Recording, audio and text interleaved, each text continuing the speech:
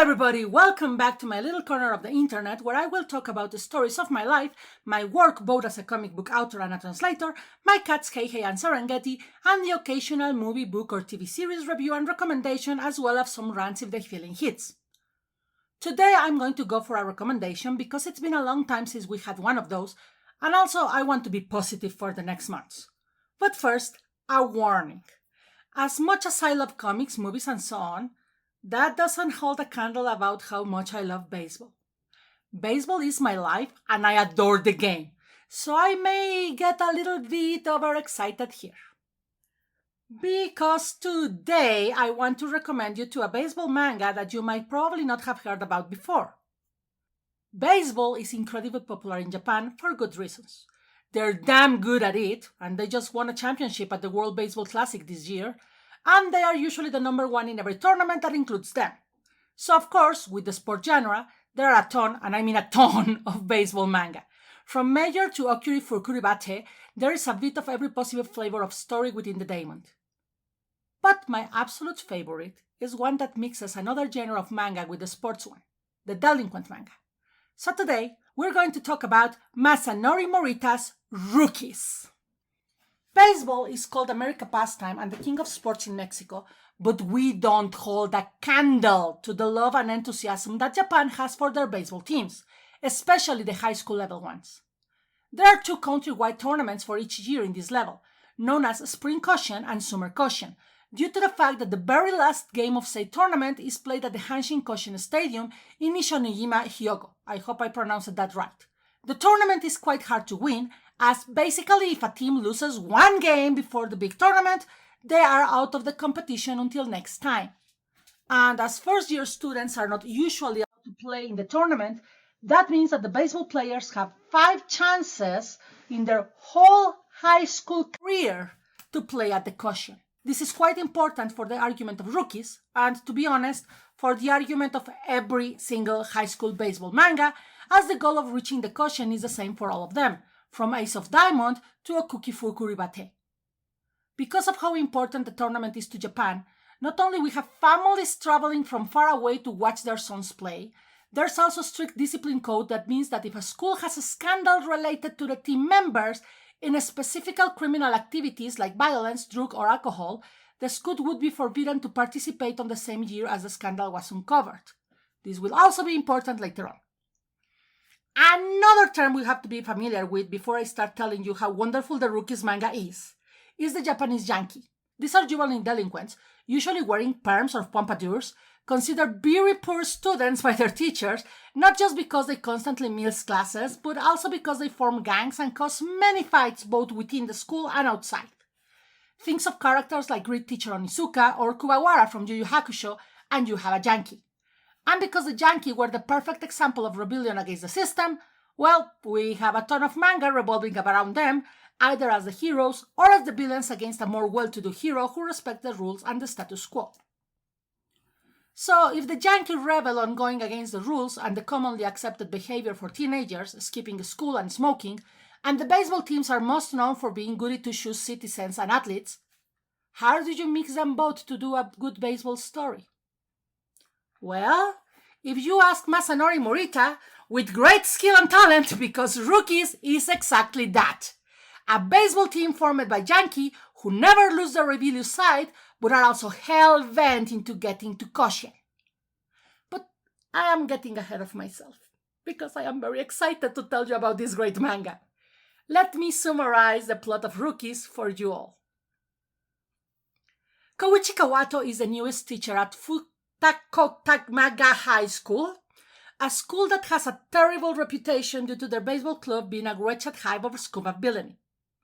Every member of it is a delinquent, so violent that all the other teachers are afraid of them, and the club in fact doesn't play baseball because of an incident during a game the year before that suspended the school for 6 months, making them lose their chance at the Summer Koshien. Not that the club cares, as they are more interested in using the clubhouse for their delinquent activities. But Kawato has a dream. He wants to be the teacher who helps others to follow their dreams and make them a reality. So when the last club member who wanted to play baseball quits the school, On Kawato's first day, nonetheless, he promises that, in his name, he will take control of the baseball club and take them all the way to Koshien. There are only two problems for that. One, no one in the club wants to play baseball anymore, and the leader of the gang, Keiichi Aniya, reacts very violently at any mention of the Koshien in front of him. Two, Kawato has no idea how to play baseball. However, he is quite determined in not letting any of those little details get in the way of rebuilding the baseball club to its former glory. One of my main complaints about other popular baseball manga, like say Okuri Fukuribate being Wind Up, is that they center too much on the pitcher and the catcher, as if the other players were just side characters for the really important positions. Rookie completely avoids this by giving every single member of the team their own arc and their time to shine. Not only that, it also sidesteps the problem of the pitcher protagonist because while yes, Aniya is the most talented player on the team at first, and his pitches are fast and furious, and at one point the idiot even tries to win a game by himself by striking out every batter, he is not the only pitcher on the team, and the other pitcher, while very unassuming most of the time, has some pitches that Aniya just can't make, thus making emphasis on how important teamwork is for baseball, to the point that they all have written on their baseball caps, one for all, to remind themselves that yes, they are a team and a family.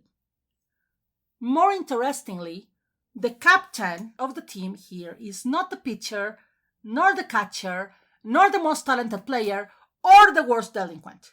Our captain is Toru Mikoshiba, who happened to be the least important member of the gang back when the club was still doing gang stuff, and the first one to listen to Kawato's pleas to go back to play baseball. He listens, he decides he wants to go back to when they played, and it's only later, literally before their first practice game and before they have 9 members willing to play, when Kawato surprises him by naming him captain of the team. It's not just for convenience, no. We quickly find out that Mikoshiba is a good player and a great leader, and he's quick to observe the others, play up their strengths, and trust them to do the right thing. He's also a very good first base once they get a second coach on the team, in the form of the vice principal of the school, who knows what he's doing and what kind of exercise to teach the kids. Speaking about the strengths of a player, we have outfielder Shuta Sekigawa. He's one of the easiest members of the team to identify at first, as he wears his high-dyed blonde in a big mohawk that is rock solid, in his own words. Unfortunately, this makes it impossible for him to wear a helmet, so in the first game they play, Kawato forces him to wash all the product off from his hair. At first, Sekikawa is furious because this in his mind proves that Kawato is an arc, that all his talk about respecting their individuality was just talk. Except that then Kawato tells him that he can wear his hair however he likes off the field. But on the field, he needs a helmet because a hit from a ball could kill him and his life is more important than hair. Sekikawa was also the one who was in charge of stealing stuff from the gang, and people needed to chase him in motorcycles given how fast he was, with the mohawk. Without the mohawk and the wind resistance, he becomes a force to be reckoned with in the outfield, and even more importantly, the star base stealer of the team. He can steal a base even before the pitcher pitches, which in baseball is, well, like insulting the pitcher's mother in a very nasty way. Let's now talk about the catcher, Tomichika Wakana. He is not Aniya's best friend, but he is one of the few members of the gang who could fight him to a standstill.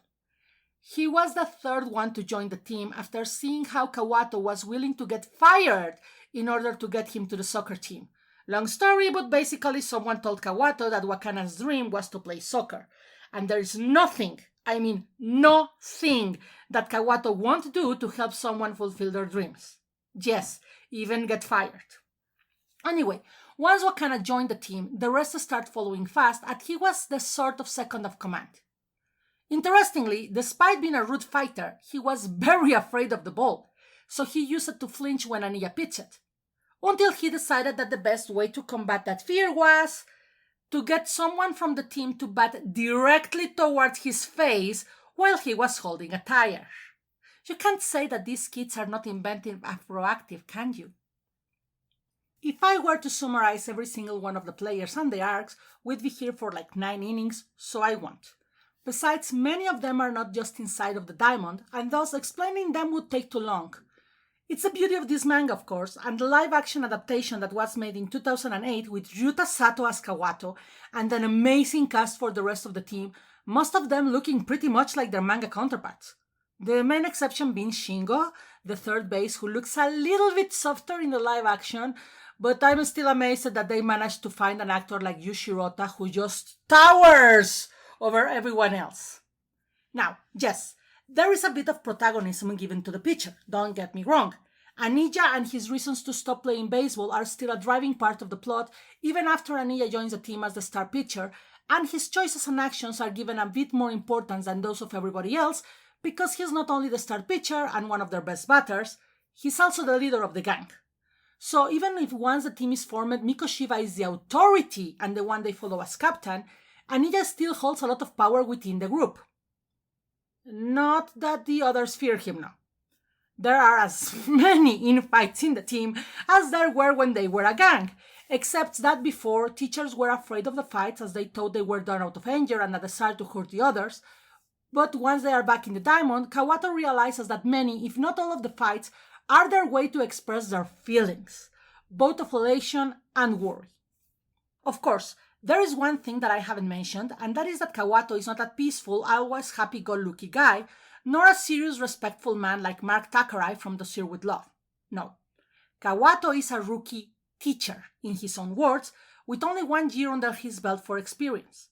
Not only that, he has a temper, as easily triggered as that of the rest of the baseball club, only that, fortunately for everybody involved, his trigger is hard to push.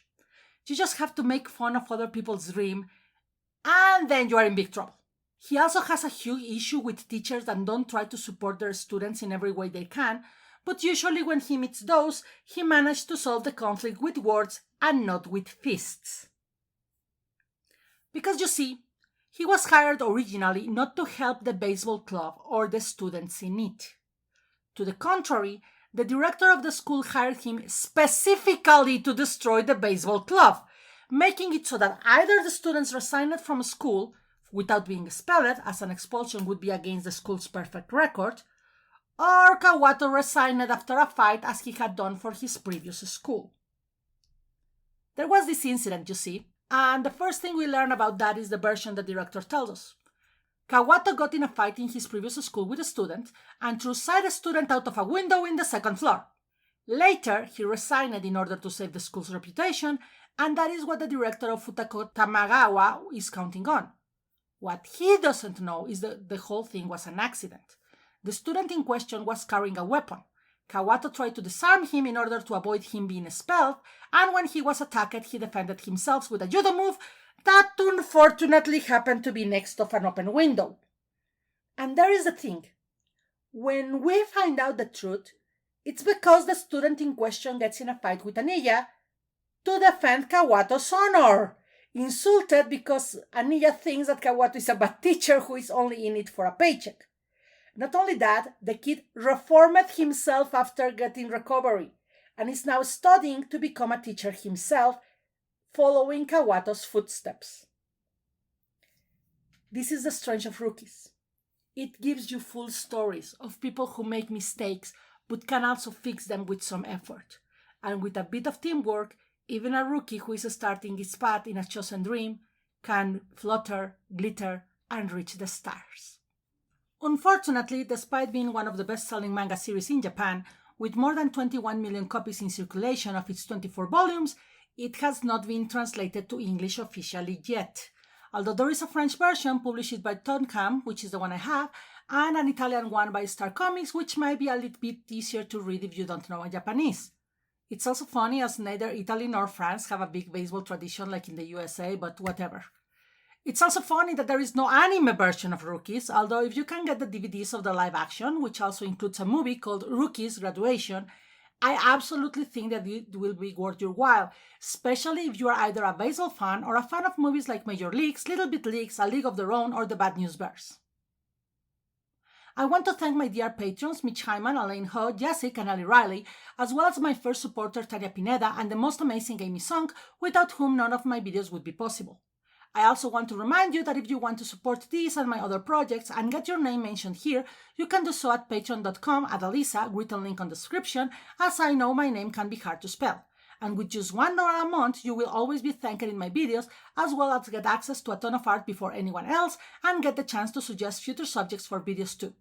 You can also support me through Ko-fi, and for each Ko-fi you will get mentioned in 3 future videos. If you can't support me this way, I ask subs at likes, subscriptions to the channel, and of course you sharing the links. I also welcome all your questions, feedbacks, and suggestions in the comments below. This was Adalisa Zarate, and I will see you soon so we can grab another cup of coffee and talk about another great manga. Only that this time it's in a completely different genre, as we let ourselves be caught on the spiral of Junji Ito Uzumaki.